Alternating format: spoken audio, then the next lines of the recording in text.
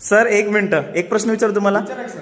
8वी NMS तुम्ही शिकवाल इथं, पण NMS चा विद्यार्थ्यांना पेपर पॅटर्न माहित आहे का? इझी आहे सर. इकडे एक मिनिट तुम्हाला लगेच सांगतो. पेपर पॅटर्न कसा आहे एकदम सिंपल आहे. सांगा बरं आपल्या महाराष्ट्रातल्या विद्यार्थ्याला सर. सर आपल्याकडे 2 प्रकारचे पेपर असतात. त्यामध्ये बौद्धिक क्षमता चाचणी आणि शारीरिक क्षमता चाचणी अशा प्रकारे 2 पेपर होतात. बौद्धिक क्षमता चाचणी आपण मेंटल ॲबिलिटी टेस्ट म्हणतो, जो की एकूण 90 गुणांचा 90 प्रश्न असतात आणि त्यासाठी आपल्याला 90 मिनिटं म्हणजे 1.5 तास आपल्याकडे वेळ असणार आहे.